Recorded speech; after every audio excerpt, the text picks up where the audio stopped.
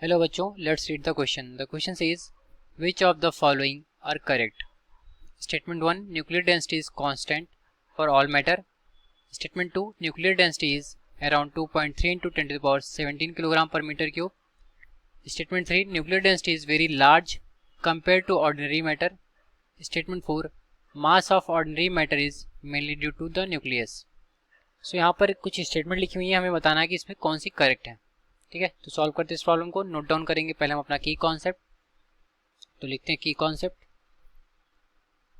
की कॉन्सेप्ट तो जो हमारा न्यूक्लियस होता है किसी भी एटम का, वो उसमें बेसिकली प्रोटॉन और न्यूट्रॉन होते हैं। तो लिखेंगे इसको, nucleus is made of proton and neutron. Proton and neutron. और जो डेंसिटी का फार्मूला होता है that is rho is equal to mass by volume होता है। ठीक है, तो इन दो चीज़ों की हेल्प से हम सॉल्व करेंगे इसको।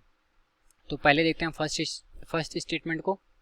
तो पहला स्टेटमेंट बोल रहा है कि न्यूक्लियर डेंसिटी जो है कांस्टेंट होती है ऑल मेटल्स के लिए। तो इसको देखते हैं क्या होता है। तो न्यूक्लियर डेंसिटी क्या होता है, रो इज इक्वल टू होता है हमारा मास बाई वॉल्यूम। ठीक है, और अगर किसी मैटर की बात कर रहे हैं तो जो उसका मास होगा वो m टाइम्स a होगा डिवाइडेड बाई हमारा होगा उसका volume that is 4/3 pi r cube. r हमारा उसका रेडियस हो गया।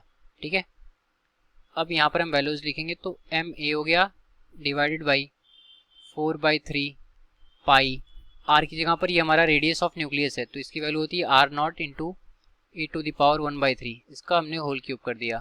अब इसको सॉल्व करेंगे तो देखते हैं क्या आएगा। M A divided by 4/3 pi r0 cube आ गया और ये a आ गया। a से हमारा कैंसिल हो जाएगा, यहाँ पर बचेगा हमारा m by 4/3 pi r0 cube. ये सारी की सारी वैल्यूज क्या है, कांस्टेंट है।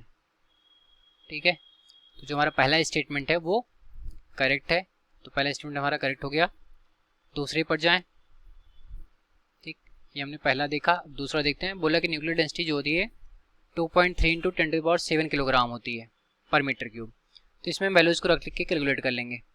तो रो इज इक्वल टू हो गया हमारा कितना, m जो होता है ये हमारा एवरेज मास है न्यूक्लियॉन्स का। तो इसकी वैल्यू होती है 1.992 into 10 to the power -26 kilogram.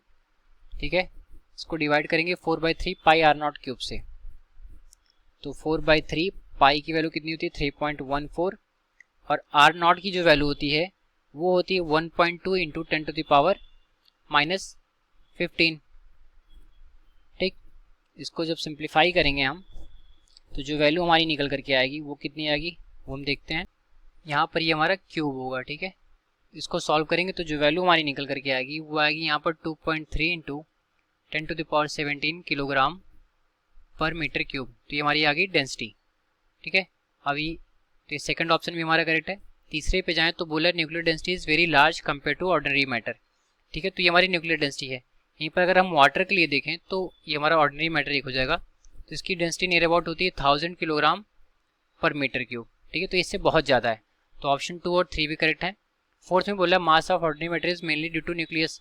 तो जैसे कि हमने देखा कि जो न्यूक्लियस होता है वो प्रोटॉन और न्यूट्रॉन को कंसिस्ट करता है, जो कि पूरे एटम का मास वहीं पर होता है। तो स्टेटमेंट नंबर 4 भी करेक्ट है। तो जो हमारा करेक्ट ऑप्शन हो जाएगा वो ऑप्शन नंबर डी हो जाएगा। ठीक है, हेंस